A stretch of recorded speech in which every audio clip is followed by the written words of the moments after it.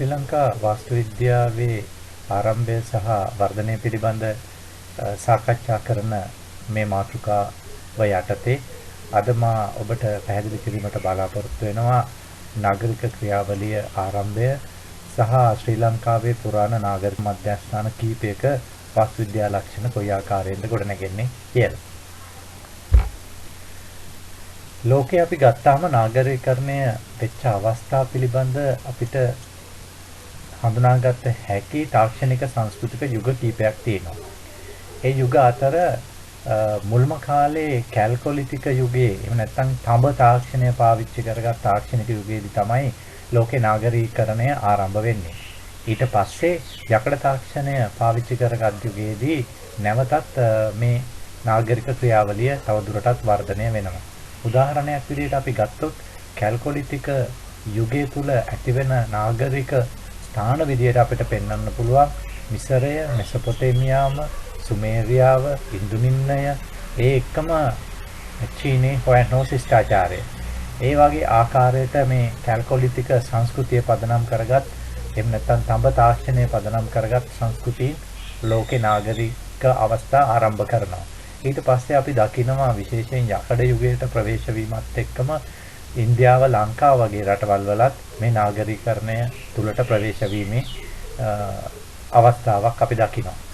ඊට පස්සේ අපි නාගරීකරණයේ දියුණුතම යුගයන් මධ්‍ය ඓතිහාසික යුගය තුලත්, මධ්‍ය කාලීන යුගය තුලත් ඊට පස්සේ ධර්මික විප්ලවයෙන් පස්සේ ලෝකයේ විවිධ රටවල් වල විවිධ තැන්වලදී සිදුවෙන ආකාරය අපට හැකි වෙනවා.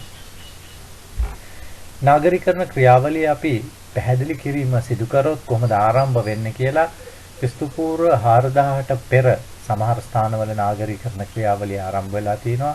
සමහර ස්ථානවල ක්‍රිස්තු පූර්ව 3000 විතර වෙනකොට ආරම්භ වෙලා තියෙනවා. ආරම්භක නාගරීකරණ ස්ථාන විදිහට අපිට මිසරය සහ මෙසොපොටේමියාව, එකම සුමේරියාව ආදී ශිෂ්ටාචාර ඇසුරෙන් බිහි වෙලා තියෙන නාගරික මධ්‍යස්ථාන පෙන්වලා දෙන්න පුළුවන්. එතකොට මේ නාගරීකරණ ක්‍රියාවලිය ආරම්භ වෙන්න ලෝකේ ඕනෑම සංස්කෘතික අවධියකට කාරණා කීපයක් බලපාලා තියෙනවා. එකක් තමයි වාසභූමි පුළුල් වීම.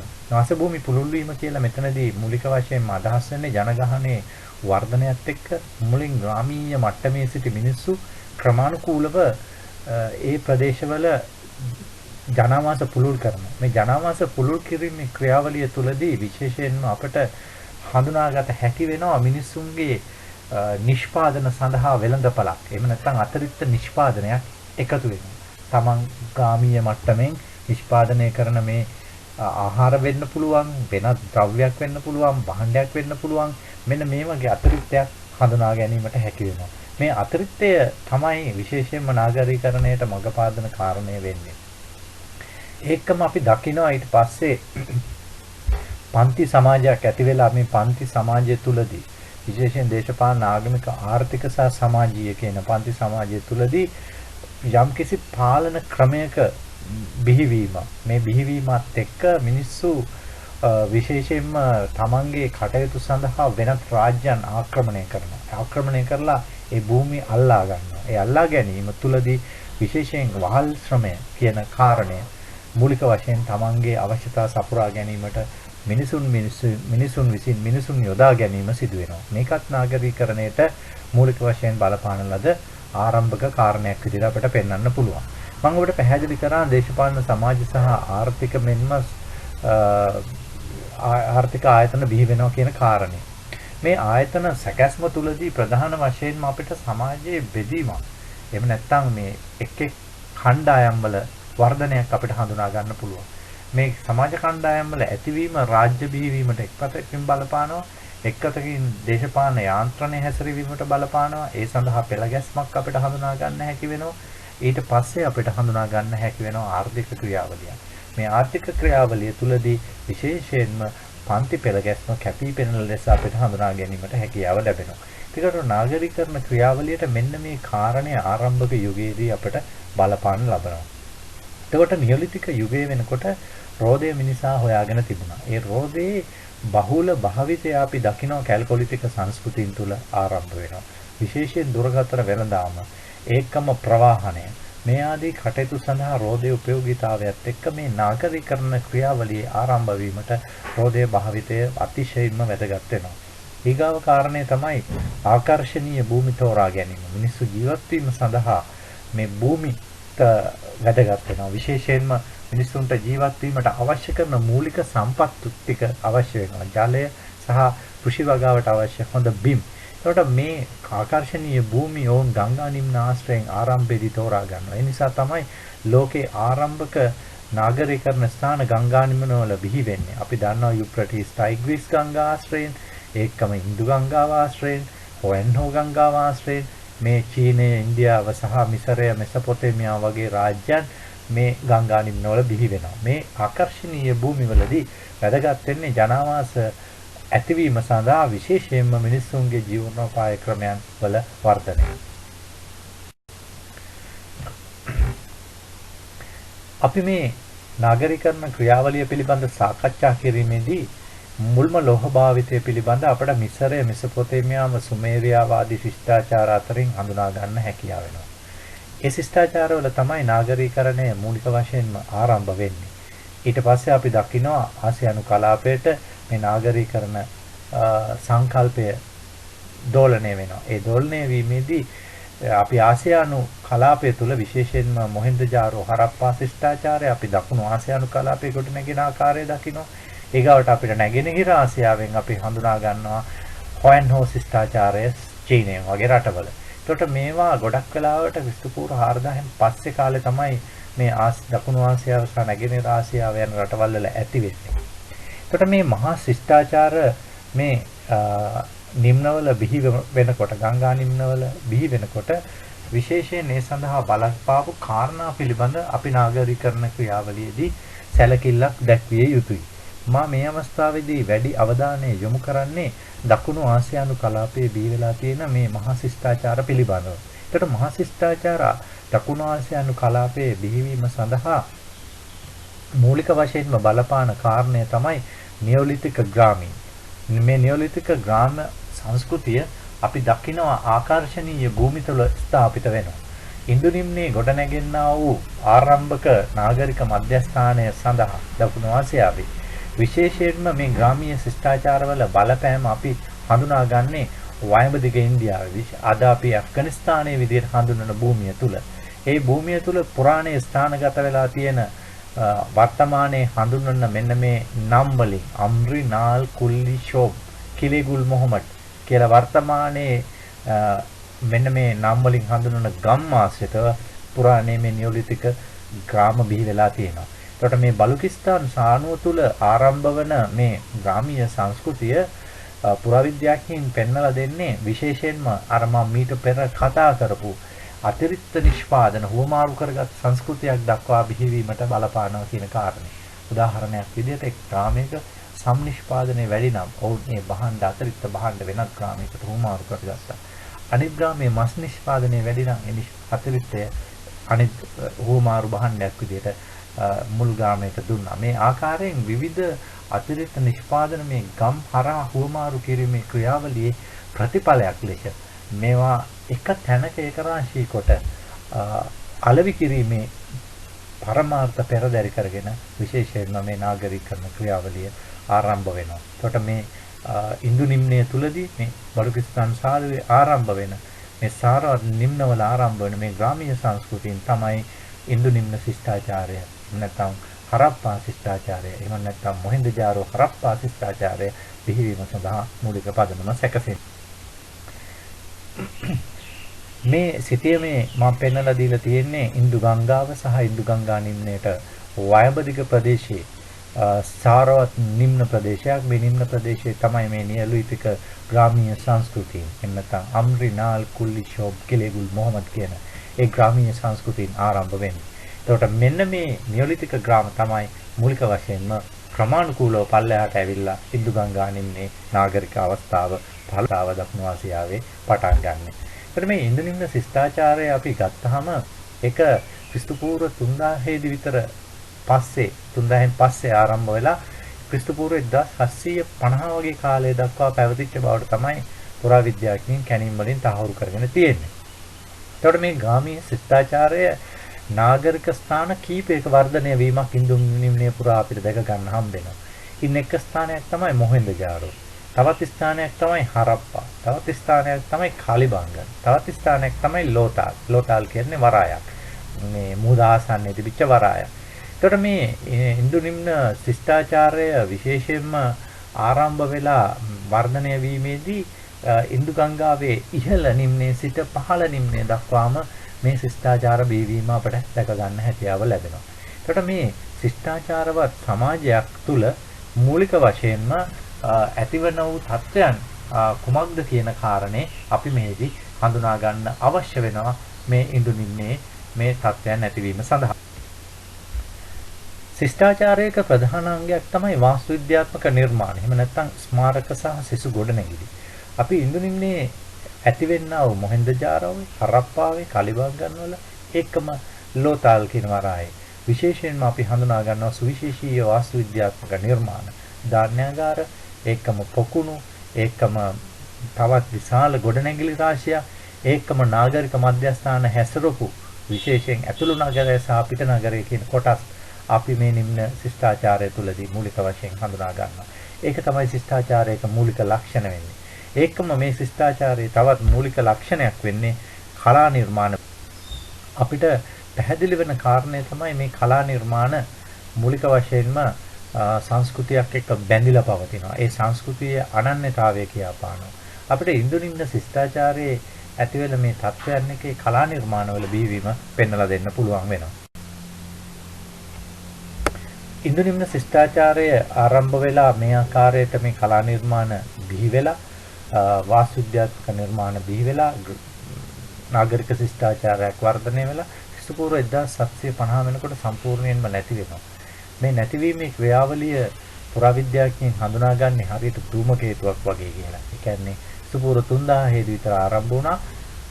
ක්‍රිස්තු පූර්ව 1750 වෙනකොට සම්පූර්ණයෙන්ම මේ ශිෂ්ටාචාරය නැති වෙනවා. මේකට හේතු කාරණා මොනවද කියන එක පිළිබඳව පුරාවිද්‍යාඥයන් විසින් අවධානය යොමු කරලා තියෙනවා. ඔවුන් පෙන්වා දෙන ආකාරයට මේ ශිෂ්ටාචාරයේ මේ ආකාරයට ආරම්භ වේ විනාශ වීම සඳහා මූලික වශයෙන් වයඹදිග ඉන්දියාව හරහා ඉන්දු ගංගාවට ඇතුළු සංක්‍රමණික ජන කණ්ඩායම් වල ප්‍රහාරාත්මක ස්වරූපය එහෙම නැත්නම් ආක්‍රමණ බලපාන්නට ඇති කියන කාරණයක මතයක් වෙනවා. විශේෂයෙන් ඉන්දු නිම්න කැණීම් වලදී හඳුනාගෙන තියෙන මානව සිරුරු බොහොමයක් කැපුම් සලකුණු සහිතව එමත් නැත්නම් ප්‍රහාරයකින් මියගිය ආකාරයට තමයි හඳුනාගෙන තියෙන්නේ. ඒකම තවත් කෙනෙක්ගේ ප්‍රධාන මතයක් වෙලා තියෙන්නේ ඉන්දු ගංගාවේ පිටාර ගැලීම දිගු කාලීනව සිදුවීමත් එක්ක මේ ශිෂ්ටාචාරය පවත්වාගෙන යාමට ගැටලු ඇති වුණා කියන කාරණය. හේතුව තමයි ස්ථාන කීපයකින් මොහෙන්දජාරෝවේ, හරප්පාවේ කැණීම් අවස්ථාවලින් හඳුනාගෙන තිනවා එකම ස්ථානයේ මේ නාගරික අවස්ථා ජලයෙන් යට වුණයින් පස්සේ නැවත වතාවක් එතනම ඉහළට ඉදි වෙන තත්ත්වයන් හඳුනාගෙන තියෙනවා. ඒ නිසා මේ ගංගාවේ ක්‍රියාකාරීත්වයත් එක්ක පිටාර ගැලීමේ ක්‍රියාකාරීත්වයත් එක්ක මේ ශිෂ්ටාචාරය අතහැර දැමීමට මිනිසුන්ට සිදු වුණා කියන කාරණය තවත් මතයක් විදිහට ඉදිරිපත් වෙලා තියෙනවා. කොහොම වුණත් ආසියානු දකුණු ආසියානු කලාපේ ආරම්භ වෙන මේ පළමුවෙනි නාගරික ශිෂ්ටාචාරයේ මිනිසුන්ට කුමක්ද උනේ කියන ප්‍රශ්නයත් ඉන්න අනතුරු නැගීමට පුරා විද්‍යාඥයන් කටයුතු කරලා තියෙනවා. ඒකෙදි පැහැදිලි කරන කාර්යයක් තමයි මේ ඉන්දු නිම්නයේ සිටි මිනිස්සු ආක්‍රමණයකින් මිය ගියා නම් එහෙම නැත්නම් ආක්‍රමණික පහර දීමකින් විනාශ වුණා නම් ඉතුරු වෙච්ච කණ්ඩායම් ඉන්දියාවේ පල්ලෙහාට තල්ලු වෙලා විශේෂයෙන්ම ගංගා නිම්නයට සහ දකුණු ප්‍රදේශයට තල්ලු වී මේ නැවත නව සංස්කෘතියක් ආරම්භ කරන්න ඇතයි කියන කාරණය. ඒ පිළිබඳව සාකච්ඡා කිරීමේදී ඉන්දිය උගතුන් පෙන්වා දෙන කාරණේ තමයි දෙවැනි නාගරික ශිෂ්ටාචාරයක් නැවතත් ඉන්දියාවේ ආරම්භ වෙනවා. ඒ ආරම්භ වෙන්නේ ගංගා නිම්න ශිෂ්ටාචාරයේ විදිහට. ඒත් මේ ගංගා නදී ශිෂ්ටාචාරය ඉන්දියාවේ අපි ඉන්දු නිම්නයේ ආරම්භ වන ශිෂ්ටාචාරයට වඩා වෙනස් විදිහකටයි අපි හඳුනාගන්නේ. ඒකෙදි තාක්ෂණය විශේෂයෙන්ම වෙනස් වෙනවා. යකඩ තාක්ෂණය මේ මිනිසුන් පාවිච්චි කරනවා. ඒ යකඩ තාක්ෂණය පාවිච්චි කිරීමත් එක්කම මැටි බඳුන් නිෂ්පාදනය කිරීමේ සාංශික අවස්ථා කීපයක් ගංගා නදී නිම්නය තුල ක්‍රිස්තු පූර්ව 1200 ඉඳලා ඊට මෙහාට කාලෙ වෙනකන් හඳුනා ගන්න හම්බ වෙනවා. ඒ ගංගා නිම්නයේ හඳුනා ගන්න මේ මැටි බඳුන් ශිෂ්ටාචාර OCP BRW, PGW සහ NBPW කියන ප්‍රධාන මැටි භාජන එකතුව ඇසුරින් ආරම්භ වීමක් විදියට පෙන්වලා දෙනවා. එහිදී ඒ ඉන්දියාවේ ආරම්භ වෙන BRW සංස්කෘතියට සමගාමීව ශ්‍රී ලංකාවේ අනුරාධපුරයේ ඒ සංස්කෘතිය ආරම්භ වෙච්ච බවට පුරාවිද්‍යාඥයින් පැහැදිලි කිරීමක් සිදු කරනවා. දකුණු ආසියානු කලාපයේ ලෝක තාක්ෂණය ඉන්දියාව මුල් කරගෙන මේ ආකාරයට වර්ධනය වනකොට විශේෂයෙන්ම ගංගා නිම්නයේ ඇතිවන මේ මැටි මෙවලම් සංස්කෘතීන් පිළිබඳ දැඩි සැලකිල්ලක් පුරාවිද්‍යාඥයින් දක්වලා තියෙනවා. ආරම්භයේදී ක්‍රිස්තු පූර්ව 1200ට පෙර ආරම්භක මැටි භාජන සංස්කෘතිය විදිහට සැලකෙන්නේ පඬු පැහැ මෙවලම් සංස්කෘතිය. අපි OCP කියලා කියන්නේ ඔක කල පොටර කියන සංස්කෘතිය. මේ සංස්කෘතිය තමයි මේ ගංගා නිම්නයේ මුල්ම ග්‍රාමීය සංස්කෘතිය යකඩ තාක්ෂණය පදනම් කරගෙන ආරම්භ කරන්නේ. ඒ සංස්කෘතියේ වර්ධනය ඊගාවට අපි දැක ගන්න හම් වෙනවා කාලරක්ත මෙවරම් මල් සංස්කෘතියත් එක්ක. BRW නැත්නම් black and red ware සංස්කෘතියත් එක්ක. ඒ තරම ඔක කල පොටරි සංස්කෘතියට වඩා දියුණු OCP සංස්කෘතියට වඩා දියුණු සංස්කෘතියක් විදිහට ගංගා නිම්නයේ ස්ථාපිත වෙනවා. මේ සංස්කෘතියේ වඩා හැඩගැසීම ඊගාවට හඳුනා ගන්න තත්ත්වය තමයි PGW painted grey ware නැත්නම් අලු පැහැ මෙවලම් සංස්කෘතිය. ක්‍රිස්තු පූර්ව 600ට පෙර මේ ගංගා නිම්නයේ ස්ථාපිත වෙනවා. එතකොට ගංගා නිම්නයේ ස්ථාපිත වෙලා ඒ තාක්ෂණය මේ සංස්කෘතියත් එක්ක බද්ධ වෙලා ගංගා නිම්නය තුල ජනවාසකරණය ඇති වෙනවා. මේකේ දියුණුම අවස්ථාව තමයි NBPW. එහෙම නැත්නම් Northern Black Polish Ware. උත්තර උද්දීප්ත කාලවර්ණ මෙවලම් සංස්කෘතිය ගංගා නිම්නයේ ස්ථාපිත වෙලා මහා ශිෂ්ටාචාරයක් බුද්ධ කාලය වෙනකොට අපිට හඳුනාගත හැකි වෙන්නේ. එතකොට ඉන්දියාවේ බුද්ධ කාලය වෙනකොට තිබිච්ච විවිධ නගර උජ්ජේන් හස්තිනාපුර මේ වගේ නගර පදනම් කරලා තියෙන්නේ මෙන්න මේ කියනා වූ මැටි භාණ්ඩ සංස්කෘතියත් එක්ක. ඒකට මේ සංස්කෘතියත් එක්ක යකඩ තාක්ෂණය මුසු වෙලා තමයි මේ සංස්කෘතිය ගංගා නිම්නයේ ආරම්භ වෙන්නේ. ගංගා නිම්න සංස්කෘතිය අපට අතිශයින් වැදගත් කියලා මම පැහැදිලි කරා. හේතුව තමයි BRW නැත්නම් black and red ware සංස්කෘතිය ඒට සමගාමී ලෙස ශ්‍රී ලංකාව තුළ ස්ථාපිත වී තිබීම. එතකොට මේ සංස්කෘතීන් දෙක මේ දෙරට ස්ථාපිත වීම සඳහා යම් සමානතාවයක් තිබුණාද? එහෙම නැත්නම් මේ දෙපැත්තේ හිටපු මිනිස්සු මේ සංස්කෘතීන් ආරම්භ කරාද කියන කාරණය පිළිබඳවත් පුරාවිද්‍යාඥයින් දැඩි මත පළ කරන කොහොම වුණත් අපිට පැහැදිලි වෙන කාරණේ තමයි ගංගා නිම්න ශිෂ්ටාචාරයට සමගාමීව ශ්‍රී ලංකාවේ නාගරිකරණ කටයුත්ත අනුරාධපුරයේ කේන්ද්‍ර කරගෙන ආරම්භ වුණා කියන කාරණේ. ගංගා නිම්නයේ ආරම්භ වන OCP සංස්කෘතිය ක්‍රිස්තු පූර්ව 1200න් පස්සේ ක්‍රිස්තු පූර්ව 1000 වෙනකොට BRW ක්‍රිස්තු පූර්ව 600ට කලින් PGW සහ ක්‍රිස්තු පූර්ව 5 වගේ සියවස් කාලය වෙනකොට NBPW කියන සංස්කෘතීන් ස්ථාපිත වෙලා විකාශනය වීම අපිට හඳුනා ගන්න පුළුවන්. දැනට පුරාවිද්‍යා පර්යේෂණවලදී පැහැදිලි කරලා තියෙනවා විශේෂයෙන් උත්තර උද්දීප්ත කාලවර්ණ මෙවලම්. එහෙම නැත්නම් painted grey ware සංස්කෘතිය ඉන්දියාවේ ගංගා නිම්නයේ ඉඳලා කොයි ආකාරයටද ඒක පාලනට ගමන් කරේ කියන කාරණය. ඔබට මේ සිතිය මේ දක්වලා තියෙන අංක වලින් පැහැදිලි වෙනවා මේ ගංගා නිම්නයේ තුල ස්ථාපිත වෙන NBPW සංස්කෘතිය. එහෙම නැත්නම් painted grey ware සංස්කෘතිය ක්‍රමානුකූලව දකුණු ඉන්දියාව දක්වා දකුණු ඉන්දියාවේ දකින්න හම්බෙන ගංගා නිම්න දක්වා තල්ලු වෙලා ශ්‍රී ලංකාව තුළටත් ඇවිල්ලා තියෙනවා. එතකොට මේක නාගරීකරණයක සුවිශේෂී ක්‍රියාවලියක් ලෙස හුවමාරුව පදනම් කරගත් ආර්ථික ක්‍රියාවලියක ප්‍රතිඵලයක් වෙන්න ඇති කියලා අපිට පෙන්වලා දෙන්න හැකියාව ලැබෙනවා. එතකොට මේ සංස්කෘතිය තුලදී ඇතිවෙනා වූ සුවිශේෂීම මැටිබඳුන් විශේෂයක් තමයි රුලෙටඩ්. රුලෙටඩ් බඳුන් කියලා අපි කියන්නේ painted grey ware සංස්කෘතිය NBP සංස්කෘතිය තුල නිෂ්පාදනය වෙන සුවිශේෂ මැටි භාජන විශේෂයක්. මේ මැටි භාජන විශේෂය ලංකාව දක්වාම ඉන්දියාව සිට ඇවිල්ලා තියෙනවා. ඒක නිෂ්පාදන අයිතිය තියෙන ගංගා නිම්න නිවැසියන්ට. ඒකට ඔවුන් නිෂ්පාදනය කරන භාණ්ඩය ශ්‍රී ලංකාවේ බොහෝ ස්ථානවලින් තිසමාරාමයේ දක්වාම හම්බ වීම තුළ ඉතාමත්ම වැදගත් සාධකයක් අපේ නාගරීකරණය වශයෙන් කියලා දෙන්න හැකියාව තියෙනවා. නාගරීකරණ ක්‍රියාවලිය පිළිබඳ විවිධ මතවාද කොහොමද මේ නාගරීකරණ ක්‍රියාවලිය සිදු වුනේ කියලා මතවාද 1950 දශකයේ ලෝකේ ආරම්භ වෙනවා. විශේෂයෙන්ම මේ සඳහා මූලිකත්වය දක්වන 20 වන සියවසේ බිහි වූ ඉතා කීර්තිමත්ම පුරාවිද්‍යාඥයා විදිහට සැලකෙන ගෝඩන් චයිල්ඩ්ගේ මතය නාගරිකරණය සම්බන්ධයෙන් ආරම්භයේදී බොහොම වැදගත් වුණා. ඔහු පෙන්වා දෙන ආකාරයට නාගරිකරණ ක්‍රියාවලියක් සඳහා කරුණු 10ක් සම්පූර්ණ වීමට අවශ්‍ය වෙනවා. එකක් තමයි ජනරේඛනයේ ප්‍රසාරණය. ජනගහනය ඇති වෙලා ගාමීය මට්ටමින් ඒ ජනගහනය වර්ධනය වෙලා ඊට පස්සේ නැවත අලුත් ගම් සකස් කරගෙන ගිහිල්ලා මේ ජනගහනය වැඩි වීම එහෙම නැත්නම් ව්‍යාප්ත වීම ගම් නව ගම් ඇතිවීම නාගරිකරණයට බලපානවා කියන කාරණය උ පෙන්වලා දුන්නා. ගව කාරණේ තමයි මූලධනයේ මධ්‍යගත වීම. දැන් මේ ජනරේඛනයේ ප්‍රසාරණයත් එක්ක ඇතිවන්නා වූ ග්‍රාමීය සංස්කෘතියන් තුල විශේෂයෙන්ම නිෂ්පාදන ක්‍රියාවලියක් ආරම්භ වෙනවා. නිෂ්පාදන ක්‍රියාවලිය තුලදී අතිරික්තයක් නිෂ්පාදනය වෙනවා. ඒවා අලෙවි කරගන්නවා. ඊට පස්සේ ධනෙ රැස් වෙනවා. ඒ ධනෙ එක තැනකට මධ්‍යගත වීම අවශ්‍ය වෙනවා. ඒ මධ්‍යගත වීමේ ස්ථානයේ විදිහට නගරය වැදගත් වුණා කියන කාරණය ඔහු පෙන්වලා දෙනවා.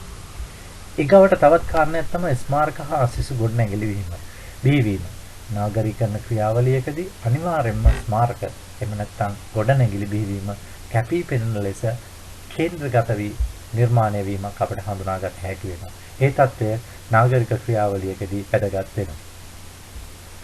ඊගව කාරණේ තමයි දුරකථන වෙළඳාම.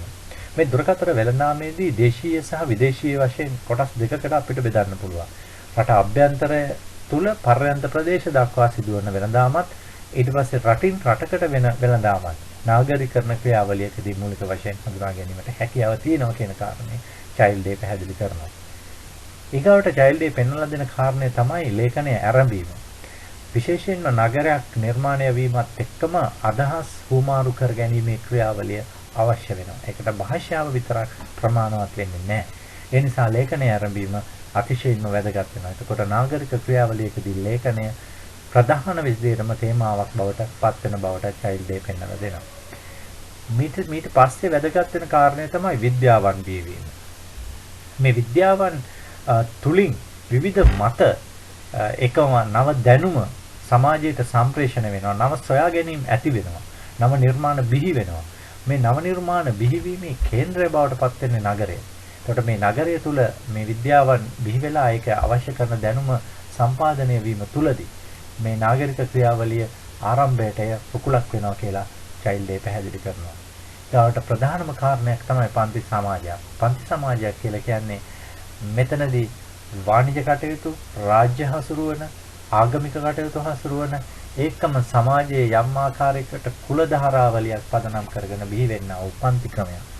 සමාජය තුල ඇතිවීම නාගරිකරණයට පෙර නිමිත්තක් විදිහට උපෙන්නලා දෙනවා. විශේෂයෙන්ම පන්ති සමාජයක් ඇතිවීම තුලදීම පාලක පක්ෂය බිහිවීම සමග ඔව් එකතු වෙන තැන නාගරිකරණ ක්‍රියාවලියට දායකත්වය දක්වන බව චයිල්ඩ් ඩේ පැහැදිලි කරනවා. ඊගව කාරණේ තමයි විශේෂ ශිල්ප ශ්‍රේණි බිහිවීම.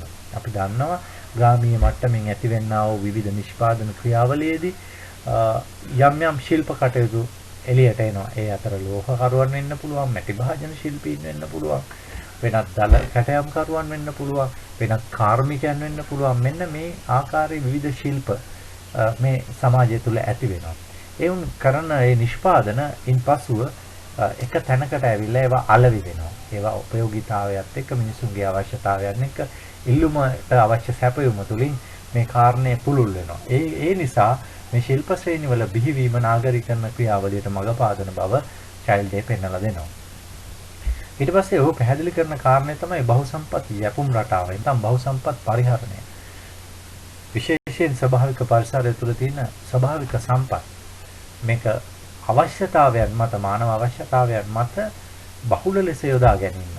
උදාහරණයක් විදිහට ඛනිජ සම්පත් වෙන්න පුළුවන්. ලෝහ සම්පත් වෙන්න පුළුවන්. වෙනත් විශේෂ සම්පතක් අපිට වෙන්න පුළුවන්.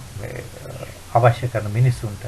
මෙන්න මේ පරිසරයේ තියෙන සියලුම සම්පත් ශාක වෙන්න පුළුවන්, පස වෙන්න පුළුවන්. මේ සියල්ලම පරිහරණය තුලින් විශේෂයෙන් මිනිසු තමන්ගේ අවශ්‍යතා සපුරා ගැනීමට පෙළඹීම තුල ඒ සම්පත් වලට ඇතිවන ඉල්ලුම තුලින් ඒක නාගරිකරණ ක්‍රියාවලියකට මඟ පාදනවා කියන කාරණය ඔව් පෙන්වලා දෙනවා. ඊගාවට තවත් වැදගත් කාරණයක් තමයි කලාවන් බිහිවීම. විශේෂයෙන් නිෂ්පාදන ක්‍රියාවලියේ පස්සේ ඇතිවෙනා වූ කාලය තුන මිනිසුන්ගේ චින්තනයේ ඇතිවන විපර්යාසයත් එක්ක ඒ නිදහස් කාලය තුල නිර්මාණය වල කලා නිර්මාණ මේ නාගරික ක්‍රියාවලියට මූලික වශයෙන් මඟ පාදන බවට චයිල්ඩ් ඩේ පෙන්වලා දෙනවා. මෙන්න මේ ආකාරයේ කරුණු 10ක් නාගරිකරණ ක්‍රියාවලියක් ඇතිවීම සඳහා නාගරිකරණය ඇතිවීම සඳහා බලපාන බව Golden Child Day 1950 දශකයේදී පෙන්වලා දීලා තියෙනවා. Child Day පෙන්වලා දීපු මේ මතවාදයට යම් අභියෝගයක් පස්සේ කාලේ පුරාවිද්‍යාඥයින් විසින් ඇති කරලා තියෙනවා. Child Day පෙන්වලා දීලා තියෙන මතවාද ඊටාම පැරණි ශිෂ්ටාචාර බිහිවීමට යම් ආකාරයකට බලපෑවත් පසුකාලීනව බිහිවන ශිෂ්ටාචාර සඳහා ඒක ආදර්ශ කරගන්න බෑ කියලා. ඒ නිසා ඒ කාරණය පිළිබඳ විවිධ මත රාශියක් ආවත් මේ Child Day ඉදිරිපත් කරපු මූලික මතවාදය පුරාවිද්‍යාඥයින් විසින් වර්තමානයේ වෙනකොට පිටත් ඊටමත් මේක විශේෂයෙන්ම ඇගීමකට ලක් කරනවා. මම දැන් ඔබට පැහැදිලි කරේ මේ නාගරීකරණ ක්‍රියාවලිය දකුණු ආසියානු කලාපය තුළ ඇතිවීම සහ නාගරීකරණ ක්‍රියාවලියට පසුබිම් වෙන්නා වූ කාරණා මොනවද කියන එක පිළිබඳව. මෙතන සිට මම පැහැදිලි කරන්න බලාපොරොත්තු වෙනවා ශ්‍රී ලංකාවේ නාගරීකරණය පිළිබඳව. ශ්‍රී ලංකාවේ භූගෝලීය බෙදීම් ගත්තහම අපිට මේ ලංකාවේ පිහිටීම ඉතාමත්ම වැදගත් වෙනවා. ඉන්දියාවේ දකුණු කොටසේ තවත් දකුණට වෙන්න විශේෂයෙන්ම දූපතක් ආකාරයට නිර්මාණය වෙලා තියෙන ශ්‍රී ලංකාව භූගෝලීය බෙදීම් අනුව වියලි කලාපය, තෙත් කලාපය, මධ්‍ය කඳුකරය සහ අන්තර් කලාපය කියලා අපිට හඳුන්වන්න පුළුවන්. වියලි කලාපය කියලා මෙහිදී මූලික වශයෙන්ම අපි සලකන්නේ උතුරු මැද, නැගෙනහිර සහ අග්නිදිග පළාත්.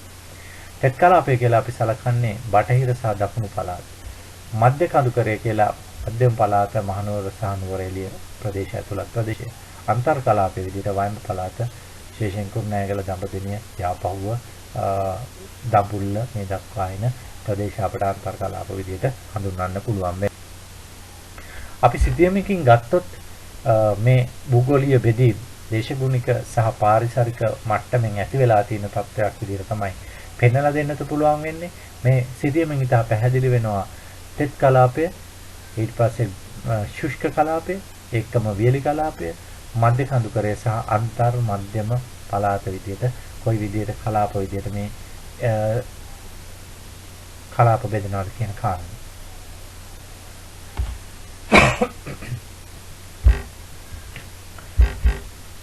අපි පුරාණයේ මේ භූගෝලීය බෙදීම් අනුව ගත්තාම මේ පුරාණ භූගෝලීය බෙදීම් එක රාජධානි නිර්මාණය වීමකුත් හඳුනා ගන්නවා. රජරට රාජධානි එහෙම නැත්නම් වියලි කලාපයේ ඇතිවන මේ රාජධානිය ක්‍රිස්තු පූර්ව 4 වන සියවසේ ඉඳලා ක්‍රිස්තු වර්ෂ 11 වන සියවස දක්වා ලංකාවේ ප්‍රධානම රාජධානිය හා ඉන්පසු 12 වන සියවසෙන් පසු පොළොන්නරු රාජධානිය ඇතිවීම දක්වා කාලය අපිට පෙන්වලා දෙන්න පුළුවන් රජරට රාජධානිය කියලා. ක්‍රිස්තු පූර්ව 4 වෙනි සියවසේ පණ්ඩුකාභය රජුරුව මහාවංශිකයන් වන ආකාරයට අනුරාධපුර නගරය ආරම්භ කරයින් පස්සේ විජයබාහු රජුරුව පොළොන්නරුවේ ආරම්භ කරන නගරය බිඳවැටීම දක්වා වූ ඒ රාජධානියේ ව්‍යාප්ත වීම රජරට රාජධානිය විදිහට අපිට හඳුන්වන්න පුළුවන්. ඊට පස්සේ රුහුණු රට විදිහට අපි හඳුන්වන්නේ රජරට රාජධානියේ විනාශ වූ අවස්ථාවල පාලකයන් සැඟවී සිටීමට තෝරාගත් ප්‍රදේශය රුහුණු රට. එහෙම නැත්නම් රුහුණ විදිහට අපි හඳුන්වනවා. මායා රට විදිහට සැලකුවේ දඹදෙණිය, යාපහුව, කුරුණෑගල, කෝට්ටේ අය රාජධානි පදනම් කරගෙන දීගෙන රාජධානි. ඊගාවට මලේ රට විදිහට සැලකුවේ ගම්පොළ මහනුවර කේන්ද්‍රගත කරගෙන මේ මධ්‍ය කඳුකරේ ක්‍රිස්තු වර්ෂ 14 සියවස 16 වෙනි සියවස කාලයේදී ආරම්භ වෙන රාජධානිය පෙන්වලා දෙන්න පුළුවන් වෙන. ඒ පැරණි රාජධානීන් වල පිහිටීම මෙතනදී මූලික වශයෙන් අපිට පෙන්වලා දෙන්න පුළුවන්. රජරට රාජධානිය කියලා අපි කියන්නේ විශේෂයෙන්ම මධ්‍ය කඳුකරෙන් උතුරු බෑව මේ සීගිරි නිම්නයෙන් යට කොටස තුල, තමුල්ලෙන් යට කොටස තුල යාපනයේ දක්වාම තියෙන ප්‍රදේශය රජරට රාජධානිය විදිහට අනිත් පැත්තෙන් අපිට ත්‍රිකුණාමලය දක්වා, පොළොන්නරුව දක්වා ඒ ප්‍රදේශ ව්‍යාප්ත වන හඳුන්වන්න පුළුවන්. ඒතර මේ රජරට රාජධානිය කියන ප්‍රදේශය අපිට ගත්තාම ඉතා පැහැදිලි වෙන කාරණයක් තමයි ප්‍රධාන වරායන් කීපයක්ම මේ රාජධානියට අයත් වෙලා තියෙනවා. අපි දකිනවා නැගෙනහිර පැත්තෙන් ගෝකර්ණතිත්ත, ත්‍රිකුණාමල වරාය. ඊට පස්සේ අපි යාපනයෙන් දකිනවා ජම්බුකෝල පට්ටන. එහෙම නැත්නම් උතුරු තොට. ඊට පස්සේ අපි දකිනවා වයඹ පැත්තේ මාන් තොට. එහෙම නැත්නම් මන්නාරම වරාය. එතකොට මේ ප්‍රධාන වරායන් කීපයම ලංකාවේ තියෙන ප්‍රධානම පැරණි වරායන් කීපයක් රජරට රාජධානියට අයත් කරලා තියෙනවා. ඊගවට අපි රුහුණු රට අපි ගත්තාම රුහුණු රටට ප්‍රධාන වශයෙන්ම දකුණු පළාත තමයි අයිති වෙන්නේ. කළුගඟ නිම්නයේ දක්වාම අයිති වෙනවා. ඒ රුහුණු රට රාජධානියටත් ප්‍රධාන වරායන් කීපයක බලපෑම තියෙනවා. එකක් තමයි කාලතිත්ත. එහෙම නැත්නම් මේ කල්යාණ කැලණි කළුගඟ. ඊගාවට භීමතිත්ත. භීමතිත්ත මුල් කරගෙන ආරම්භ වෙච්ච භීමතිත්ත කියලා කියන්නේ විශේෂයෙන් බෙන්තර ගඟ මුල් කරගෙන ඇති වෙලා තියෙන ඒ ප්‍රදේශය. ඒ අතරින් ඊගාවට ගිම්හාන තිත්ත ගින්ගඟ ආශ්‍රය කරගෙන පිහිටලා තියෙන ගිම්හාන තිත්ත ප්‍රදේශයේ ඇති වෙලා තියෙන වරාය. ඊට පස්සේ දකුණු පළාතේ තියෙන ගෝකර්ණ ගෝඨපබ්බත වරාය කියන වරායන් ප්‍රධාන විදියටම මේ වරාය ස්ථාන එහෙම නැත්නම් මේ ස්ථාන වලට ගංගා සම්බන්ධ වෙලා ගම්මුවට සම්බන්ධ වෙන ස්ථාන වැදගත් වෙනවා. ඒ රුහුණු රටේ රාජධානිය පිළිබඳව අපි කතා කරනකොට. ඒකට රුහුණු රටේ ප්‍රධාන රාජධානිය බවට පත් වෙන්නේ මාගම. රජරට ප්‍රධාන රාජධානිය බවට පත් වෙන්නේ අනුරාධපුරය. ඊට පස්සේ පොළොන්නරුව. අනිත් රාජධානිය අපිට පැරණි යුගයේදී මේ විදිහට හඳුනා ගන්න හැකියාව ලැබෙනවා. ඉන්පස්සේ අපි මායා රට විදිහට සැලකන්නේ වායඹ පළාත. විශේෂයෙන් මේකේ අපිට වරායක් විදිහට ගන්න හැකියාව තියෙන්නේ සලාව් තොට්ට. එහෙම නැත්නම් හලාවත වරාය. මේ හරාවත වරායත් එක්ක ඇති වෙන තත්ත්වයන් සහ පස්සේ කාලේ කොළඹ වරායත් එක්ක ඇති වෙන තත්ත්වයන් එක්ක ඒ බිහි වෙන රාජධානි විදිහට අපිට යාපහුව පඬුවස් නුවර එක්කම දඹදෙනිය වගේ රාජධානි පෙන්වලා දෙන්න හැකියාවක් තියෙනවා. ඊට පස්සේ අපි දකිනවා මලය රට. මලය රට ප්‍රධාන වශයෙන්ම ගම්පොළ සහ මානුවර කේන්ද්‍ර කරගැනීමෙන් පස්සේ කාලේ අවසන් රාජධානි ටික බිහි වෙනවා. ඒකට මෙන්න මේ භූගෝලීය බෙදීම් එක්ක බිහි වෙලා තියෙන මේ රාජධානි වලට එක් ආකාරයකින් ප්‍රධාන විදියට රට වටේ තියෙන වරායන් වල පිහිටීම් වැදගත් වෙලා තියෙනවා. ඒකම අපිට අනිත් අතින් වැදගත් වෙලා තියෙනවා ඒ ප්‍රදේශවල තියෙන භූභෞතික පිහිටීම. මේ නිසා තමයි රාජධානි මේ ස්ථානවල ස්ථාපිත වෙන්නේ. මම ඔබට පැහැදිලි කරා මේ දේශනය තුලදී කොහොමද නාගරිකරණ ක්‍රියාවලිය ආරම්භ වෙන්නේ? ඒ ආරම්භ වෙලා ඒක විකාශනය වෙන්නේ කොහොමද? ඊපස්සේ දකුණු ආසියානු කලාපයේ ආරම්භක නාගරික ස්ථාන මොනවද? ඒවා ආරම්භ වීමට බලපාලා තියෙන පදනම මොකද්ද? නාගරීකරණයක් ආරම්භ වීමට පුරාවිද්‍යාඥයන් ඉදිරිපත් කරලා තියෙන මතවාද මොනවද? ඒකම ශ්‍රී ලංකාවේ නාගරීකරණ ක්‍රියාවලියට ආරම්භය වීම කොයි ආකාරයෙන් සිදුවනවද කියන කාරණයට පෙර විශේෂයෙන් භූගෝලීය බෙදීම් එක්ක අපේ තරණි රාජධානි කොයි විදිහටද පිළිලා තිබුණේ කියන කාරණය මේ දේශනය තුළදී මම ඔබට සාකච්ඡා කරලා තියෙනවා.